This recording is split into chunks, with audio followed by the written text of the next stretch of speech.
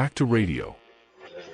Olá, bem-vindos a Back to Radio, um programa que traz aos seus ouvidos as histórias das pessoas da nossa comunidade. Hoje, começamos com uma história especial.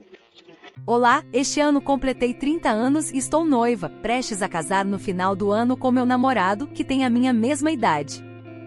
Após 3 anos de relacionamento, reconheci seu bom caráter e um estilo de vida ordenado, o que me levou a pensar que se eu me casasse, seria com ele.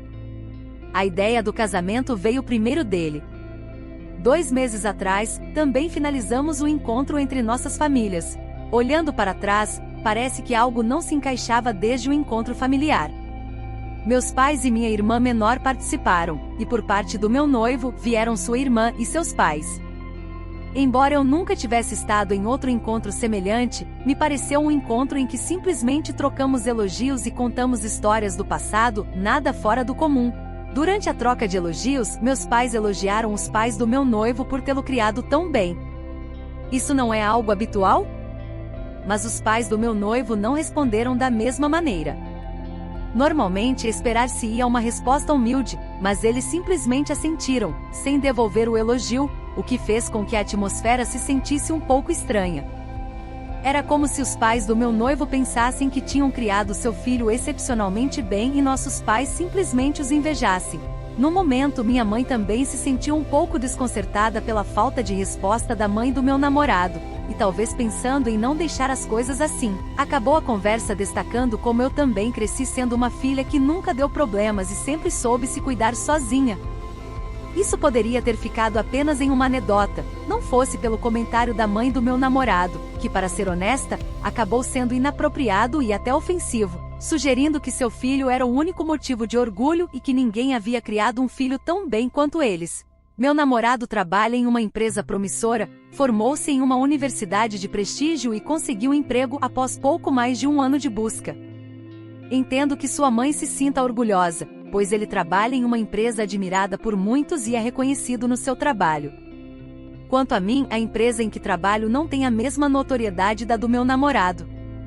Embora não seja uma empresa de menor categoria e seja bem considerada em certos aspectos específicos da indústria, certamente carece do reconhecimento público geral. Embora meu namorado claramente tenha uma vantagem pela empresa em que trabalha, não vejo necessidade de que no encontro familiar, se insinuasse de alguma forma que seu filho era superior e que eu, sua futura nora, não estivesse ao seu nível. O encontro terminou de forma um pouco desconfortável, e depois disso, meu namorado e eu começamos a nos preparar seriamente para o casamento. Desde o início dos preparativos para o casamento, houve momentos em que duvidei se tudo isso era correto. Comecei a trabalhar logo após me formar aos 24 anos e até agora tinha economizado cerca de $80 mil. Embora não seja uma pequena quantia, não considero que seja muito, considerando minha idade e salário. Não queria passar meus 20 anos apenas indo do trabalho para casa sem criar nenhuma memória, então viajei bastante, tanto dentro do país quanto para o exterior, e fiz cursos sobre coisas que me interessavam nos fins de semana ou após o trabalho. Desta forma, consegui acumular muitas memórias e experiências valiosas. No entanto, tentei economizar no que pude, morando com meus pais para não ter que pagar aluguel ou comida por conta própria. Embora minha família não seja extremamente rica, meus pais disseram que nos apoiariam com cerca de $50 mil quando nos casássemos.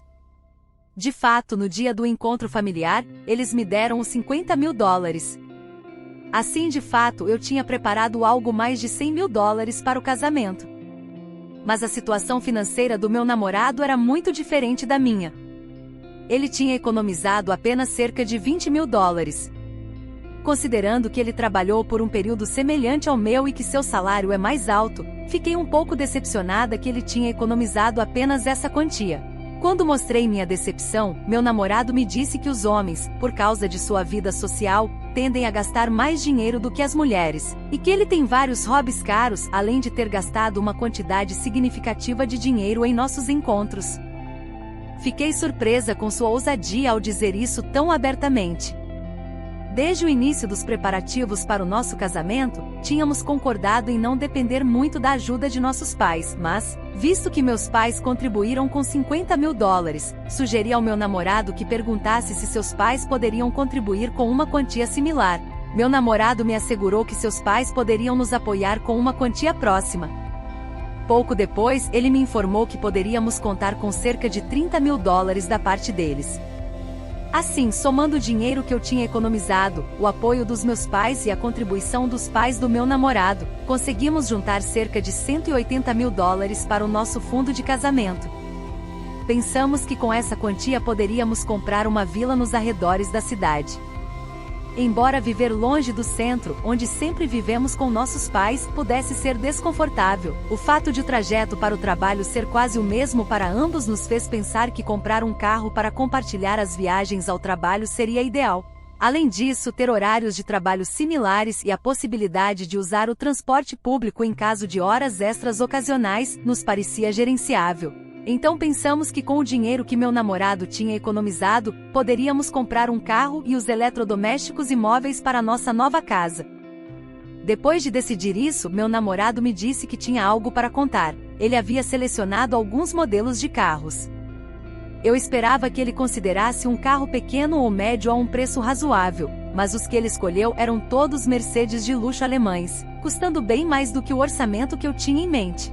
Expressei a ele que, considerando que nossa casa ficaria nos subúrbios e não em um bairro particularmente luxuoso, comprar um Mercedes parecia excessivo. No entanto, ele argumentou que já que era o dinheiro dele que seria usado para o carro, ele deveria poder comprar o modelo que quisesse. Meu namorado insistiu que ter um carro de que realmente gostasse seria uma motivação para trabalhar duro e economizar dinheiro. Embora nem todos os homens pensem assim, muitos valorizam carros, então, pensando nisso como um presente de casamento, acabei concordando em comprar o Mercedes. Agora percebo que deveria ter reconhecido essa atitude egoísta desde o início e lamento não ter feito isso. Alguns dias depois, jantamos com os futuros sogros que perguntaram sobre nossos planos para a casa. Eu pensei que meu namorado já tivesse explicado, mas eles pareciam não saber de nada. Contei-lhes que começaríamos em uma vila nos subúrbios, ao que eles responderam que parecia um pouco decepcionante não optar por um apartamento no centro. Honestamente, expliquei que, dado o limitado apoio financeiro de ambas as famílias e o dinheiro que tínhamos, essa era a melhor opção para nós. Eles perguntaram por que não considerávamos pegar um empréstimo para conseguir um apartamento melhor, criticando a ideia de começar sem dívidas como se fosse uma falta de visão da minha parte.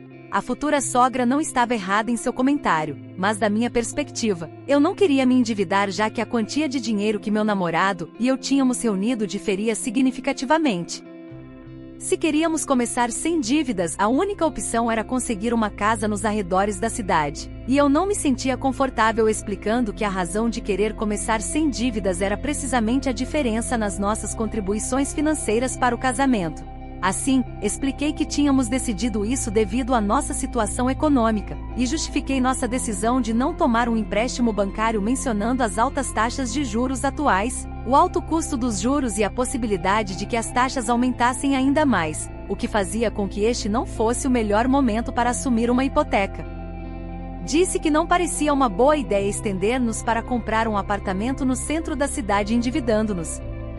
Embora sua reação tenha sido um pouco indiferente, pareceu aceitá-la. Mas então, enquanto terminávamos a conversa, a futura sogra disse que preferiria que a casa estivesse no nome de seu filho. Fiquei tão surpresa que por um momento não soube o que responder. A resposta da futura sogra foi a seguinte: nos dias de hoje, se disserem que uma mulher comprou uma casa, as pessoas poderiam criticá-la. Ela não quer que seu filho seja objeto de fofocas e se sinta diminuído, então preferiria que a casa fosse considerada uma aquisição feita pelo meu namorado. Ele trabalha em uma empresa promissora e tem uma imagem social excelente, então devemos prestar atenção também a como os outros nos veem. Embora tenha me sentido como se tivesse recebido um soco no rosto, rapidamente me recompus e disse que não faria sentido diminuir meu namorado desnecessariamente. Então, para as pessoas diria que a casa foi providenciada por ele. No entanto, especifiquei que a casa estaria em meu nome. Não estamos pegando o empréstimo que precisamos pagar juntos, e comprei a casa com minhas economias, então não vejo razão para que esteja no nome dele ou mesmo em copropriedade. Se a questão não tivesse sido levantada, provavelmente teríamos decidido colocar a casa em copropriedade por conta própria, mas vendo a insistência para colocá-la apenas no nome de seu filho, decidi que a titularidade deveria ser apenas minha. Portanto, deixei claro que a casa estaria apenas em meu nome. Apesar do que eu tinha dito, a futura sogra não recuou. Ela argumentou que mesmo que disséssemos que seu filho tinha conseguido a casa, o fato de que a propriedade estivesse no nome de uma mulher poderia fazer seu filho se sentir como se estivesse sendo sustentado, em vez de ser o homem da casa. A insistência em ter a propriedade no nome de seu filho, quando ele não tinha contribuído financeiramente, só tornava tudo mais complicado na minha cabeça. Isso me deixou sem apetite, e mal consegui comer no restaurante. No dia seguinte, meu namorado me levou para casa e tivemos uma breve conversa sobre o ocorrido. Perguntei o que ele pensava sobre o que sua mãe tinha dito. Embora parecesse que ele estava tentando mediar a situação, o fato de ele considerar os comentários de sua mãe razoáveis me incomodou.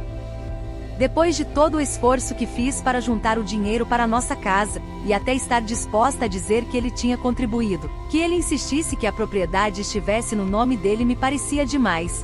Estava prestes a expressar minha frustração pelo que considerava uma atitude egoísta tanto de sua mãe quanto dele, mas decidi respirar fundo e abordar a situação de maneira mais racional. Pedi que ele considerasse a situação do ponto de vista oposto. Se você tivesse sido aquele que conseguiu a casa e tudo mais, e eu sugerisse colocar a casa em meu nome para não preocupar os outros, você teria feito? Em vez de responder, ele simplesmente disse que seguir o conselho dos mais velhos não traz prejuízos e que ele resolveria a situação, me tratando como se eu estivesse exagerando. A conversa estava se prolongando e parecia que acabaríamos discutindo, então decidi me conter e ali terminamos. Na manhã seguinte, enquanto me preparava para ir ao trabalho, recebi uma ligação repentina da mãe dele exigindo que a casa estivesse no nome do filho dela. Ela reclamava que estávamos fazendo muito escândalo por uma vila em ruínas nos arredores do centro e desligou abruptamente. Já estava bastante estressada com essa situação e com o sono interrompido, essa ligação matinal só aumentou minha frustração. Imediatamente liguei para o meu namorado. Reclamei por ele ter me feito receber uma ligação assim da mãe dele depois de me garantir que ele cuidaria de tudo. Ele respondeu dizendo que de qualquer forma, se nos casássemos, seríamos uma família para sempre, então para que começar com o pé esquerdo? Sugeriu simplesmente fazer o que sua mãe queria. Fazer o que ela quer? Que tipo de solução é essa? Perguntei. Então, meu namorado sugeriu que por agora coloquemos a casa no nome dele e já que sua mãe estava muito chateada com essa questão, talvez pudéssemos apaziguá-la enviando-a para uma viagem ao exterior com algumas de suas amigas. Poderíamos mudar o título de propriedade para o meu nome mais tarde ou fazê-lo conjunto sem contar para sua mãe. Por agora, deveríamos simplesmente seguir em frente com o casamento. Ele argumentou que uma vez superado este obstáculo, poderíamos lidar com as coisas sem nos preocuparmos com sua mãe. Para que amargar a família por isso?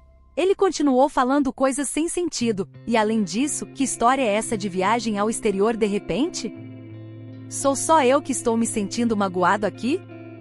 Supõe-se que eu devo me desculpar e enviar sua mãe para uma viagem ao exterior? Enquanto continuava ouvindo meu namorado, não pude evitar de rir alto. Mas esse desgraçado não captou o clima e ao ouvir minha risada, pensou que eu tinha me acalmado, resumindo tudo o que tinha dito até agora. Então você concorda em colocar a casa no meu nome e mandar sua mãe e as amigas dela para uma viagem ao exterior, certo? Era isso que ele dizia. Falar mais só me cansaria e realmente não estava no clima, então desliguei o telefone e liguei para o meu trabalho. Disse que me sentia mal demais para ir trabalhar, então tirei um dia de folga de emergência e decidi ficar em casa descansando. Deitada na cama e esvaziando minha mente, finalmente consegui ver as coisas claramente. Me perguntei por que estava passando por tudo isso, aspirando a uma vida de riquezas e luxos. Então liguei para minha mãe e disse que tinha decidido não me casar.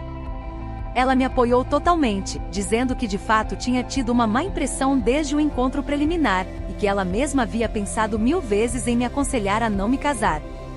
Depois enviei uma longa mensagem ao meu namorado dizendo que não queria me casar e uma mensagem curta à mãe do meu namorado simplesmente dizendo que não nos casaríamos mais, e desliguei o telefone. E depois, após ter dormido desde a madrugada, percebi o quanto estava estressada quando consegui dormir sem acordar nenhuma vez até o amanhecer do dia seguinte. Acordei tão revigorada que nem conseguia acreditar que tinha cancelado meu casamento. Ao me preparar para ir ao trabalho, liguei meu telefone e me deparei com um caos total, desde ligações e mensagens do meu namorado até dos pais dele e números desconhecidos. Como tinha que trabalhar, não podia simplesmente desligar o telefone novamente, então bloqueei todos os números de quem não queria receber ligações. Com o telefone silencioso e sem preocupações, senti que meu dia de trabalho foi muito mais produtivo e agradável. Ao sair do escritório, encontrei meu namorado me esperando. Tentei ignorá-lo e seguir meu caminho, mas ele insistiu para conversarmos. Ele disse que sua mãe também achava que havia sido um mal-entendido e que agora acreditava que colocar a casa em meu nome era o correto. Explicou que estavam muito preocupados com o que os outros pensariam e em manter a imagem de seu filho, sem considerar meus sentimentos. Ele me disse para não levar tão a sério e que deveríamos simplesmente seguir em frente com o plano original de nos casarmos. Depois de ter dito uma vez que não queria me casar, me pergunto por que eles tiveram que mudar de atitude tão repentinamente. Se iam agir assim, por que insistiram tanto desde o início? Será que era porque não suportavam a ideia de que o dinheiro ganho não seria para o filho deles, mas para a nora? Eu disse que posso viver bem sem o filho deles e que se quisessem fazer negócios com o filho, deveriam procurar outra família que estivesse louca o suficiente para pagar um alto preço por ele, porque eu não preciso. Meu namorado dizia que não era assim, que eu estava sendo muito sensível. Ele me disse que do ponto de vista dos pais que estão casando seus filhos, era um comentário que poderiam fazer e que eu deveria tentar entender. Então, respondi que não tinha nenhuma intenção de entender e que não foi ele quem disse que não havia nada de errado em ouvir os mais velhos? Quando minha mãe mencionou que parecia não gostar da ideia de se casar comigo, decidi que também deveria ouvir os mais velhos. Eu disse a ele que não queria vê-lo nunca mais. Naquela noite, continuei recebendo chamadas de um número desconhecido. Embora pensasse que poderia ser meu ex-namorado ou quem teria sido minha sogra, acabei atendendo preocupada. Era a mãe do meu namorado. Ela se desculpou comigo, repetindo o que meu namorado havia dito. Meu coração já havia mudado, então desabafei tudo o que não tinha dito antes por educação. Francamente, quantas pessoas estariam dispostas a começar em um apartamento quase caindo aos pedaços? Disse a ela que se não tivessem se intrometido em nossos assuntos, nós saberíamos como economizar e viver. Além disso, disse que éramos um casal capaz de alcançar estabilidade econômica e então poderíamos nos dar ao luxo de viagens internacionais ou presentes de marcas famosas. Acusei-os de não poder esperar até a galinha dos ovos de ouro botar o ovo para então nos cortar ao meio, e que agora de que adiantava se arrepender. Zombei dizendo que deve ter sido uma grande decepção não conseguir tirar sua parte ao casar seu filho. Apesar das minhas palavras duras, ela não disse nada. Mas eu podia sentir que ela tinha muito a dizer, sofrendo em silêncio do outro lado da linha. Perguntei-lhe se ela estava mantendo a boca fechada mesmo depois de ter ouvido aquelas palavras fortes, porque ainda esperava que eu mudasse de ideia, ou se era porque temia que o casamento do seu filho se desfizesse. Disse-lhe que minha decisão já era definitiva, que meu coração estava completamente fechado e que não havia necessidade de ela sofrer em silêncio. Depois de dizer isso, finalmente ela não conseguiu mais se conter e começou a expressar o que realmente pensava. Começou a criticar minha maneira de falar, questionando se eu tinha ou não educação ao falar com os mais velhos, gritando tanto que o telefone quase escapou das minhas mãos, revelando assim sua verdadeira natureza por trás da fachada. Apesar de sua suposta sincera desculpa, senti-me orgulhoso de mim mesmo por não ter sido influenciado e por ter mantido firme minha decisão. Estive a ponto de entrar voluntariamente em um mundo infernal por causa de uma má escolha, mas, felizmente, dei meia volta a tempo. Quando as pessoas ao meu redor perguntavam por que eu havia desfeito o noivado, eu disse que foi porque me pediram para, mesmo trazendo a casa, colocar a propriedade no nome do meu namorado. Depois disso, eles nem perguntaram mais. Vendo a reação das pessoas, não acho que tenha tomado uma decisão errada. Embora as pessoas que me conhecem já saibam, não tenho intenção de me deixar abater por essa situação e pretendo viver de cabeça erguida. De qualquer forma, isso logo será esquecido. Afinal, as pessoas geralmente não se interessam tanto pelos assuntos dos outros, certo? Agradeço a todos que ouviram minha história e se solidarizaram comigo. Se alguém estiver em uma situação semelhante, encorajo você a não se deixar intimidar nem se submeter a circunstâncias externas e a se manter firme como uma mulher valente. Metade do mundo é masculino. Qual é a probabilidade de que meu namorado atual seja realmente minha alma gêmea? Força a todos! Obrigado por ouvir esta longa história. Isso é tudo por hoje. Se você se inscrever e deixar seu like, será notificado quando voltarmos com histórias melhores no futuro. Obrigado!